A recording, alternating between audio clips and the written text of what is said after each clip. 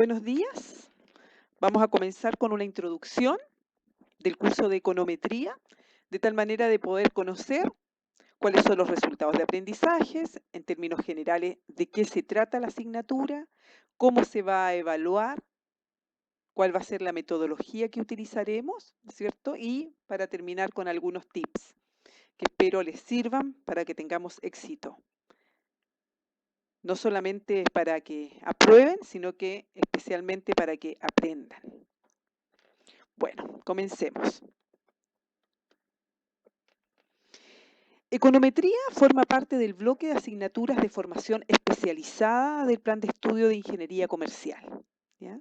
Y es importante para alcanzar el perfil de ingeniero comercial, ya que les permitirá llevar a la práctica, mediante el diseño de modelos y estimación de estos, las teorías económicas y otras del área de negocios en general, ¿ya? Permitirá al estudiante, por tanto, pasar de la teoría a la aplicación, para lo que se requerirá integrar conocimientos previos, analizar la realidad con una visión sistémica, crítica, porque va a ser aplicado, ¿no es cierto? Y a partir de los hallazgos, poder proponer líneas de acción, que son muy importantes para la toma de decisiones, especialmente, ¿no es cierto?, para los ingenieros comerciales que trabajan en tantos ámbitos de una organización. En términos simples, como pueden ver en esta gráfica, ¿cierto?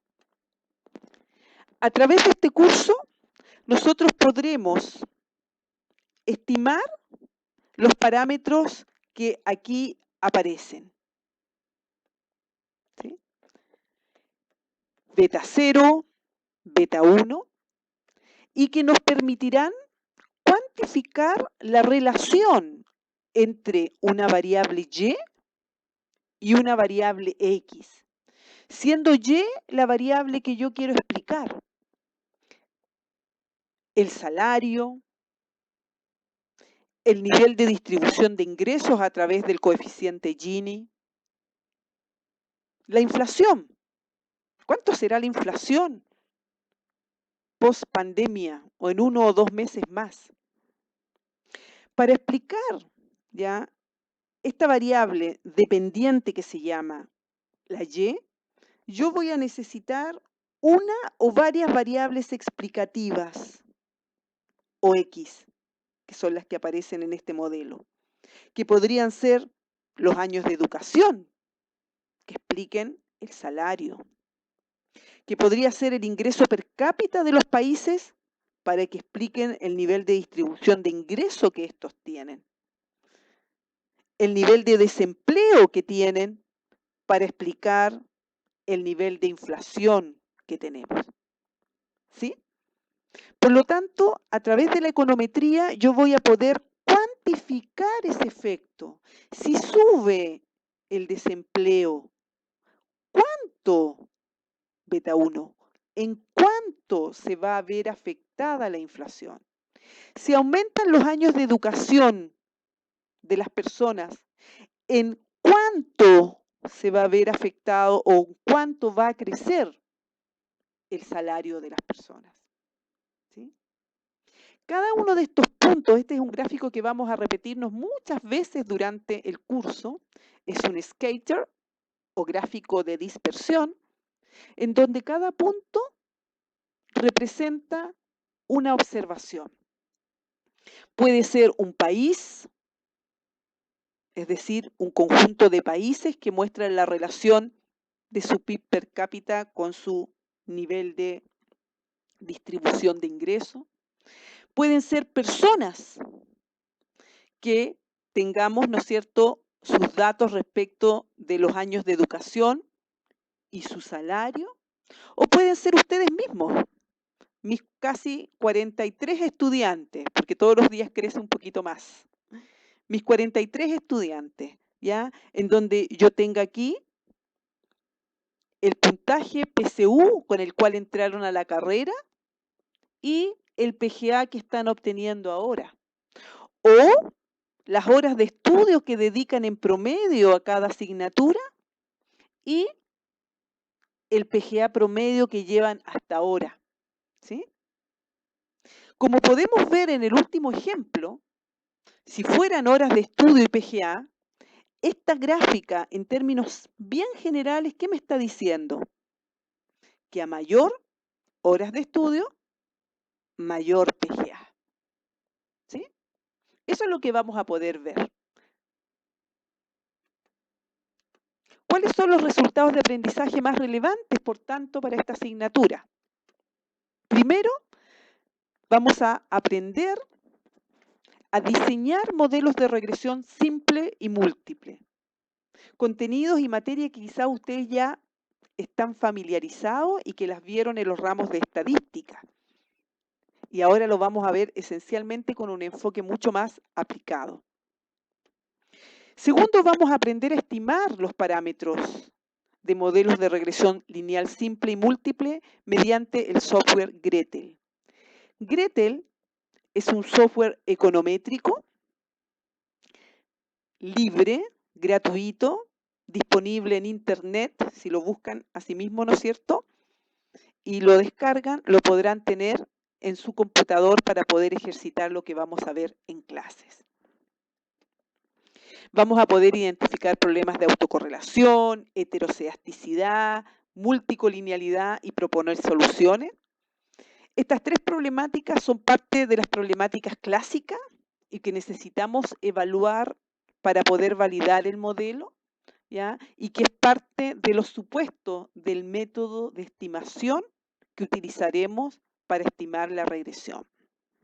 Y por último, aprenderemos a aplicar técnicas para formular, estimar y validar econométricamente un modelo. Vamos a elaborarlo y vamos a presentarlo en un trabajo empírico grupal. Es decir, aquí también ustedes van a poder aplicar lo que vayamos aprendiendo. Y no solamente aprender de lo que otros han hecho, sino que ustedes mismos lo van a hacer. ¿Cuáles son los aspectos esenciales de la econometría? A nivel general, porque en el próximo video lo profundizaremos, pero a nivel general, la econometría tiene que ver con 5 aspectos básicos. Primero, tiene que ver con teoría económica. Con teoría económica u otras teorías sobre las cuales se basa la problemática que yo quiero resolver o a la cual yo quiero dar respuesta.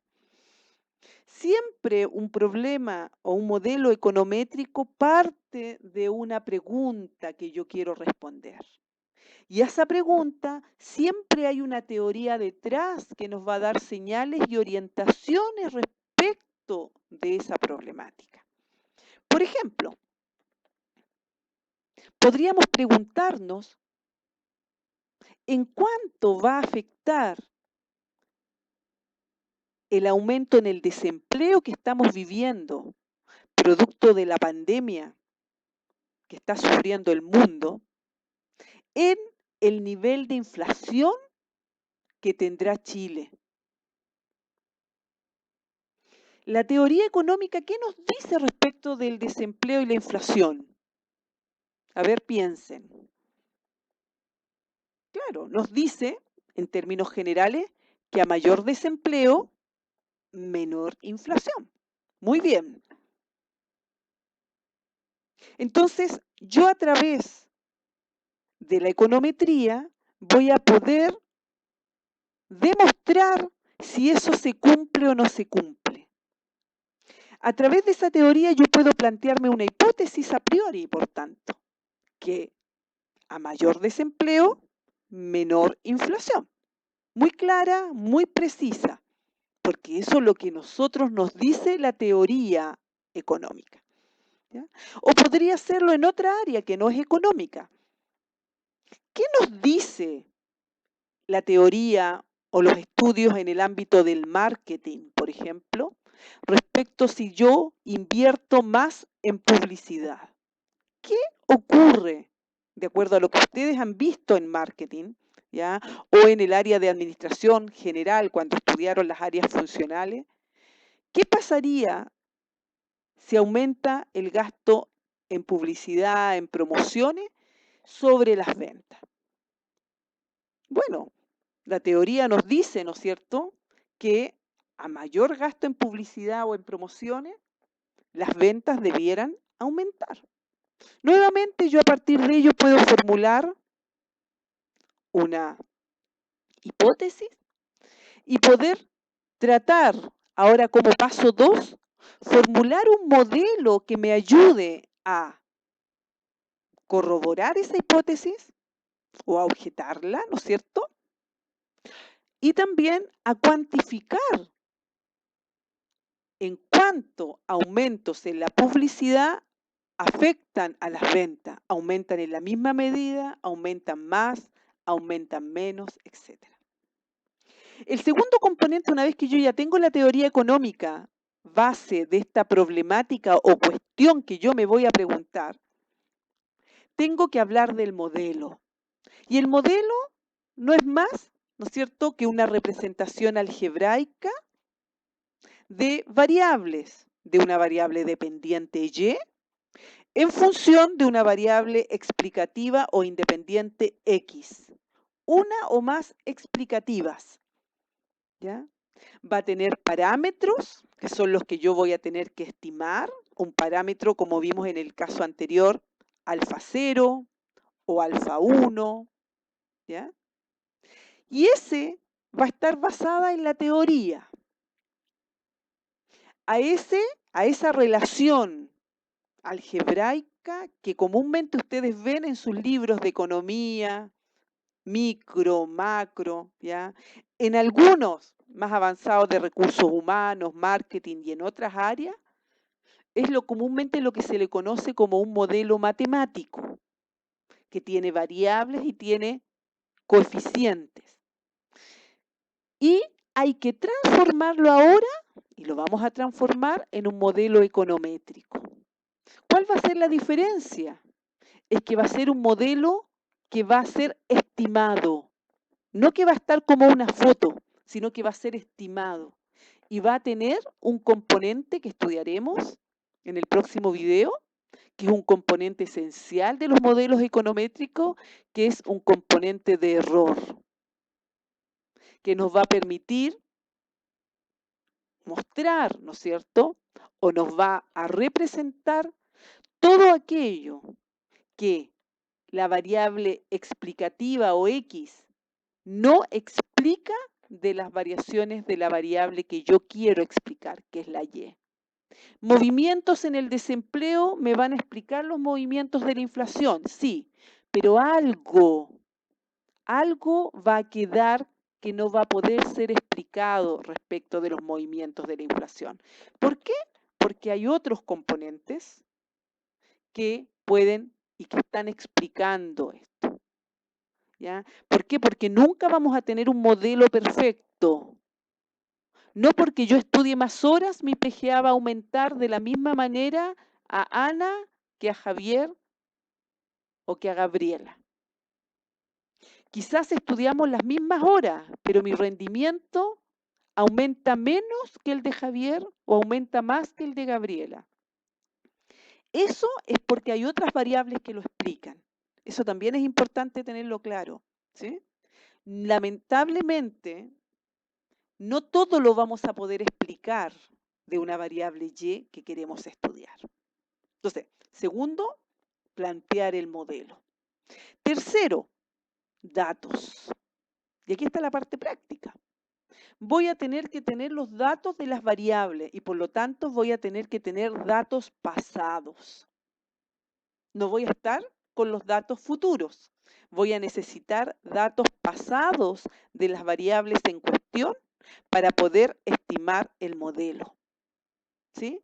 Si quiero estudiar el efecto que tiene o que va a tener o que tendrá el desempleo sobre la inflación durante el año 2020, tengo que esperar a terminar el año 2020 y tener los datos de la inflación y del desempleo. ¿Ok? ¿Dónde los obtengo? ¿Dónde podrían obtenerlos, creen ustedes? Muy bien, del Banco Central podrían ser, ¿no es cierto? De estadísticas nacionales, del Banco Mundial si quiero buscarlo de otros países, ¿ya? U otras variables, ¿no es cierto?, del Instituto Nacional de Estadística, entre otras, muchas otras fuentes. Esos datos reales de las variables en cuestión son esenciales y necesarios para la econometría aplicada que nosotros vamos a estudiar. Teniendo el modelo, teniendo los datos, voy a tener que utilizar un método de estimación para estimar los parámetros. Ese método de estimación, hay muchos, pero en nuestro caso, dado el tipo de regresión que estudiaremos y el nivel de esta asignatura, será el método MICO o método de mínimos cuadrados ordinarios. Quizás ustedes ya algunos lo conocen porque lo han revisado en cursos anteriores, ¿no es cierto? Y por lo tanto se les va a hacer mucho más fácil. Y los que no lo conocen, ¿no es cierto?, lo veremos en la segunda y tercera clase. Con este método me va a permitir, dado una serie de otros supuestos que tiene, me va a permitir estimar esos alfas 0, alfa 1, alfa 2, los parámetros. Y al estimarlo voy a poder, por tanto, cuantificar el efecto que tiene variaciones en una variable X como desempleo sobre una variable Y que podría ser inflación. Por cada punto que aumentó el desempleo, ¿en cuánto aumentó o disminuyó la inflación? Este método de estimación me va a permitir, a partir del modelo y de los datos que yo tengo, poder estimar ese valor. Si yo quiero estimar la propensión marginal a consumir, por ejemplo, necesito datos de qué tipo. A ver si fuimos captando. Datos, efectivamente, de consumo como variable dependiente y de ingreso disponible como variable independiente. Con ellos y con el método de estimación MICO y con el software que nosotros nos va a ayudar a esa estimación, ¿ya? Software Gretel, software econométrico, podremos cuantificar a cuánto asciende realmente la propensión marginal a consumir. Concepto que nosotros estudiamos en la teoría económica y que sabemos, por ejemplo, que se mueve entre los valores 0 y 1. Y aquí, al estimarlos, vamos a poder corroborar que está entre 0 y 1. Y segundo, podríamos haber planteado una hipótesis, ¿ya? Que dada, por ejemplo, la pandemia y las cuarentenas que estamos viviendo y que no podemos salir mucho a consumir y que además va a disminuir el ingreso porque va a aumentar mucho el desempleo, la propensión marginal a consumir quizás, de acuerdo a eventos parecidos, la literatura nos dice que debiera disminuir respecto de años anteriores. Podríamos evaluarlo a través de esta estimación. Y por último, algo que también les va a traer muchos recuerdos de ramos anteriores, espero que buenos, ¿ya? Y si no, vamos a reconvertir esa experiencia a pruebas de hipótesis. Yo planteé una hipótesis aquí. ¿Qué me decía la teoría respecto de la inflación y el desempleo? Que a mayor desempleo, menor inflación. Eso es lo que yo tengo en mi cabeza en términos generales. Y ustedes después van a revisar otros papers y en general les dice eso, se los corrobora de acuerdo a situaciones similares, etc. Y yo después que planteé el modelo, busqué los datos, estimé el modelo, lo obtuve estimado, voy a poder evaluar esa hipótesis. ¿Ya? Y para eso, ¿qué voy a necesitar? Inferencia estadística. Voy a recurrir ahí a las pruebas clásicas como un TED Student, para evaluar la significancia individual de un parámetro, F de Fisher para evaluar la significancia global de un modelo, entre otras tantas pruebas, ¿no es cierto?, que vamos a poder hacer y aprender a partir de este curso. Por tanto, a modo de resumen, los aspectos esenciales de la econometría los podemos resumir en 3 grandes áreas disciplinares que se van a integrar aquí. Primero, la teoría económica y de otras disciplinas a la cual se refiere a la problemática que yo quiero responder. Marketing, recursos humanos, economía propiamente tal. Lo puedo aplicar hasta ámbitos de las ciencias sociales, por ejemplo, para estudiar en cuánto afecta el voto de las personas, ¿no es cierto?, en función de el ritmo económico que tuvo los últimos años, etcétera, muchas otras cosas. Segundo, recordar y aplicar temas de matemática, especialmente en lo que tiene que ver en la presentación del modelo. Algebraicamente, el método de estimación también, para poder demostrar cómo se obtienen esos estimadores. Y la estadística, especialmente para las pruebas de hipótesis y la estimación propiamente tal del modelo econométrico. Es interesante. Espero les haya quedado claro, por lo menos hasta ahora. Aquí hay 2 ejemplos ya que yo quiero compartir con ustedes y que son también muy interesantes de analizar solamente con una perspectiva de lo importante que va a ser en este curso hacer que los datos y las gráficas les hablen antes de la estimación del modelo. Por ejemplo, aquí hay una datos, recordemos, cada uno de estos puntos representaba una observación. ¿Qué representan en este caso estos puntos? Muy bien, países, ¿no es cierto? Distintos países. Y tiene 2 variables que posicionan a estos países en esta gráfica. La renta per cápita que tienen, promedio esos países, y las horas trabajadas anuales promedio de esos países. Si yo miro esta gráfica, puedo observar una cierta tendencia positiva, ¿lo ven o no? Que a mayor renta per cápita, las horas trabajadas también son mayores. Tengo que analizarlo y mirar muy bien cómo estos datos me están hablando a mí. Me están diciendo ciertas cosas que yo, a través de la econometría, voy a poder llevarla a formular un modelo, a estimar los parámetros y poder cuantificar cuánto cambian las horas trabajadas ante aumentos o reducciones de la renta per cápita. Aquí pareciera que si yo quisiera tirar una línea aquí, es más bien una línea así que una línea así. ¿Lo ven? Más bien una relación positiva. ¿Cuál es la teoría detrás de esto? ¿Cuáles son los modelos detrás de esto? Eso es lo que vamos a tener que ver. Por otro lado, aquí hay otra gráfica que relaciona ¿qué? Índice Gini, que es un índice que mide distribución de ingresos, ¿ya? Que si no conocen el concepto los invito a revisarlo, que va entre 0 y 1 su escala, por si acaso. Aquí va de 0,20 a 0,65 porque seguramente nadie tiene menos que esto y nadie tiene más que 0,60 y tanto. Y está en función del ingreso fiscal como porcentaje del PIB. ¿Sí? ¿Qué creen ustedes que son estos puntos? ¿Qué podrían ser? Disculpen. ¿Qué serán estos puntos? ¿Qué podrían ser?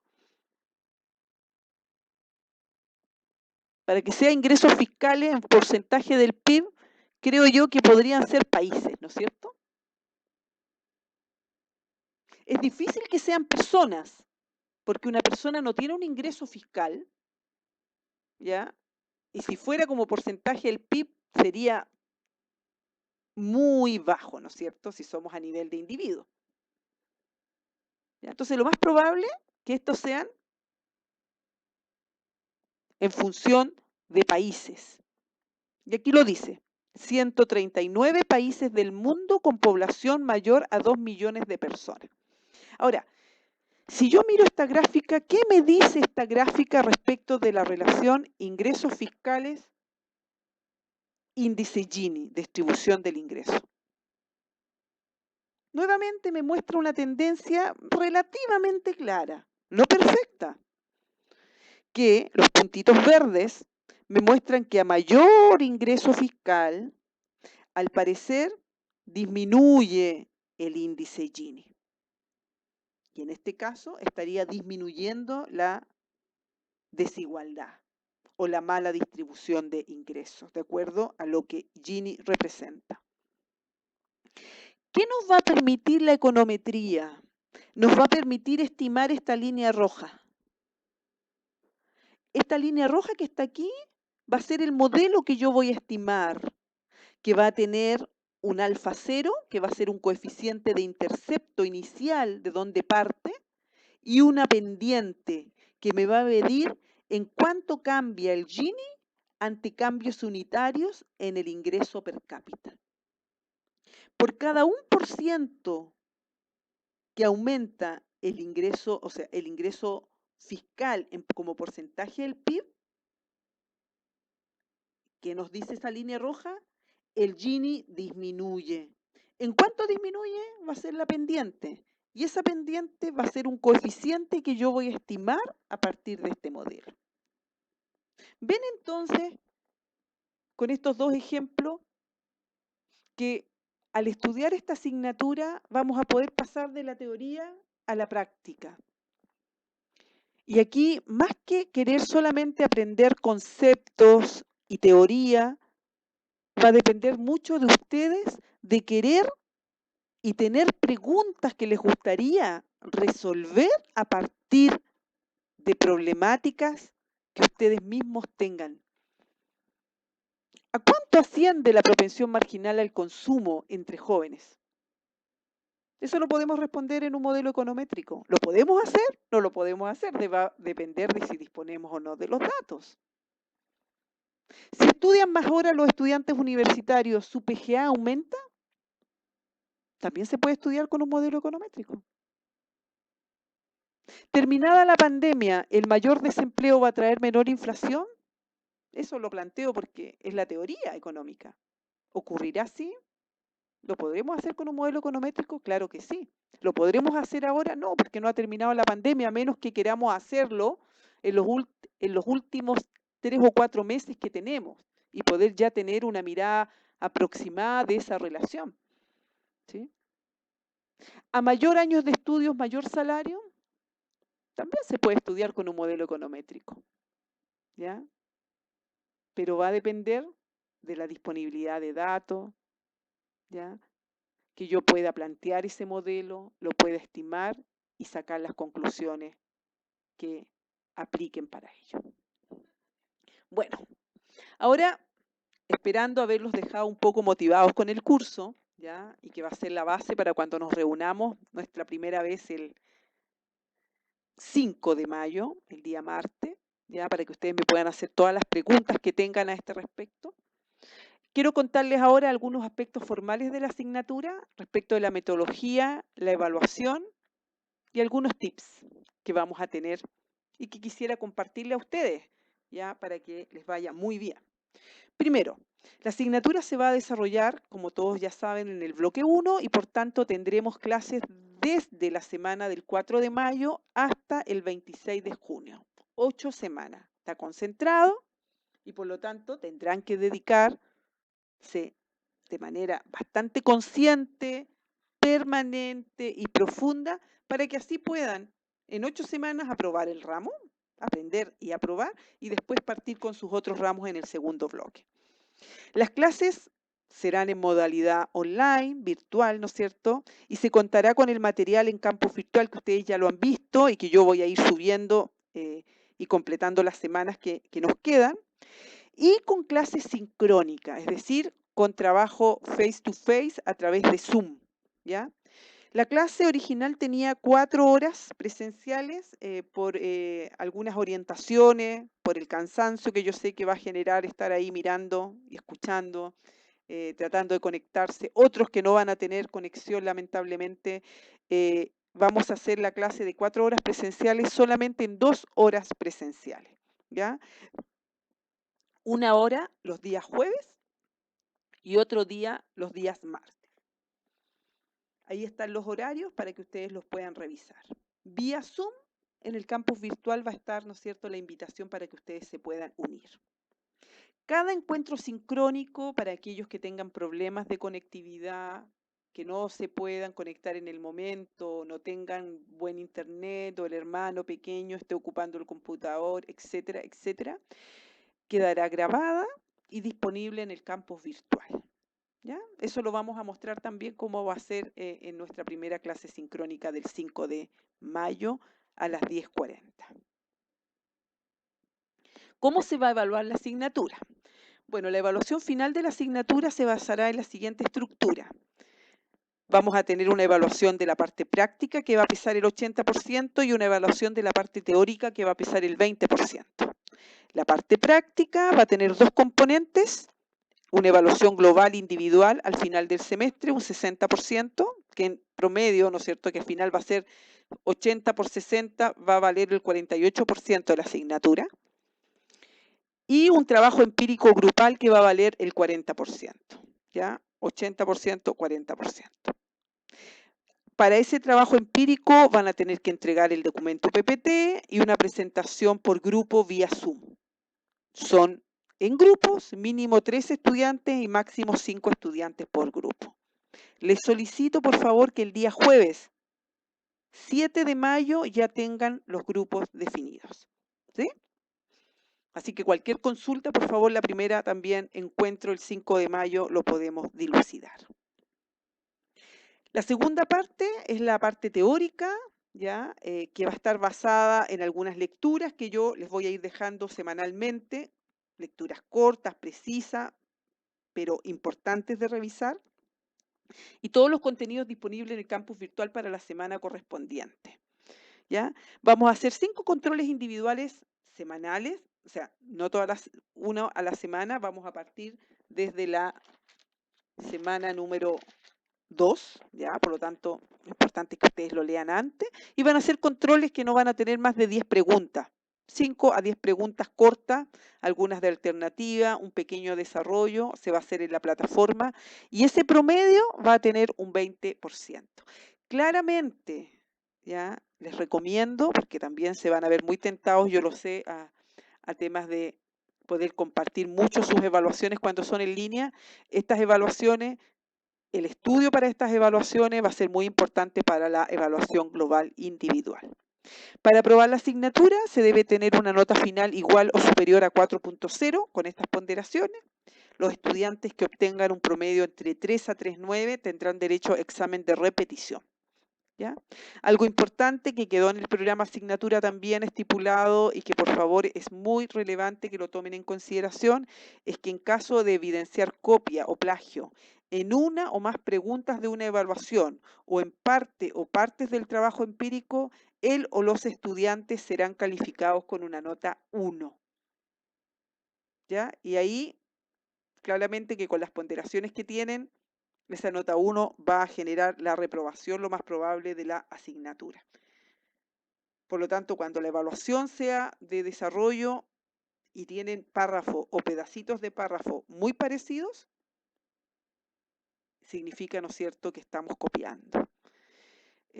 La participación, el desarrollo de tareas, de guía, también uno va viendo y va identificando, ¿no es cierto?, los aprendizajes, las tareas que van teniendo, ¿ya? Así que, por favor, tener cuidado y poder aplicar la ética en esta nueva experiencia que estamos viviendo. ¿Qué esperamos de ustedes? ¿Qué espero yo de ustedes? ¿Cuál es el trabajo autónomo del estudiante? Primero, es muy distinto trabajar en una modalidad online que en una modalidad presencial. Por tanto, es imprescindible, estimados estudiantes, que ustedes puedan leer la bibliografía y el material disponible en campus virtual previo a cada clase semanal. ¿Ya? De las 4 horas que vamos a tener 2 horas solamente presenciales. Las otras 2 horas dedíquenlas a estudiar el material previo, a mirar los videos, a repetirlo, a revisar las ayudantías que va a hacer nuestra ayudante, ¿no es cierto?, también en video, a revisar las guías que les vamos a dejar para que ustedes puedan hacer ciertas tareas y podamos ir viendo si están aprendiendo, ¿ya? De tal manera que cuando tengamos ese encuentro sincrónico, lo podamos aprovechar al máximo, ¿ya? Para dudas, para explicaciones concretas. Si llegan sin nada, es muy difícil poder pasarles toda la materia, ¿ya? En este medio de manera directa, ¿ya?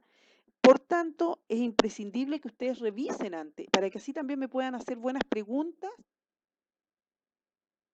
durante esta clase. Desarrollar de manera individual y grupal las guías y ejercicios que van a estar disponibles en el campus virtual y entregados como tareas, ¿ya? Ejercitar el software Gretel. Bájenlo, practíquenlo, hagan 2 o 3. Hay muchos tutoriales, ¿ya? Es un software sumamente simple e intuitivo, facilísimo de poder operar, pero ejercitándolo. Revisión de los videos de ayudantía. Bueno, nuestra ayudante, que va a ser Camila Gutiérrez, que seguramente varios de ustedes conocen, va a disponer de varios videos de la materia que vamos a ir viendo en clase, de algunos apoyos y de algunas resoluciones de ejercicio, ¿ya? Por lo tanto, es sumamente importante también poder revisarla. Y por último, trabajo colaborativo, que no es lo mismo que trabajo en grupo, trabajo real colaborativo entre ustedes como curso y en especial en el desarrollo del trabajo empírico, ¿ya? Los equipos los van a elegir ustedes. Yo no los voy a definir. Por lo tanto, son ustedes los responsables de que el trabajo lo realicen entre ustedes. Y para finalizar, algunos tips finales que me gustaría darles. Primero, revisar constantemente el campus virtual.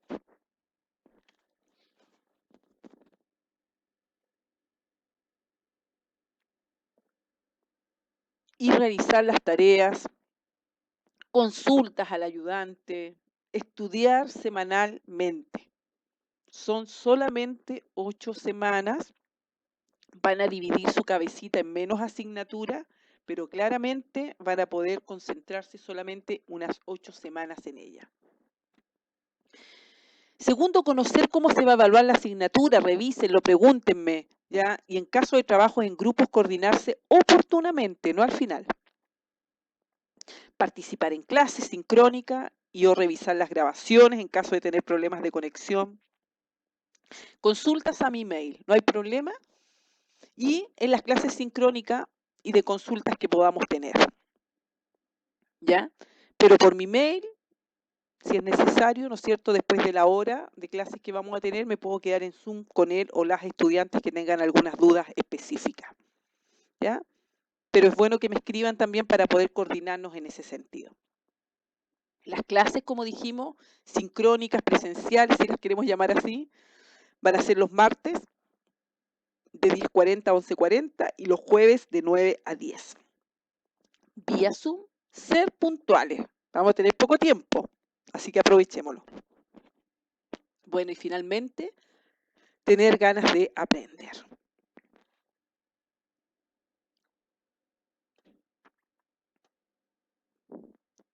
Éxito y nos vemos la próxima clase.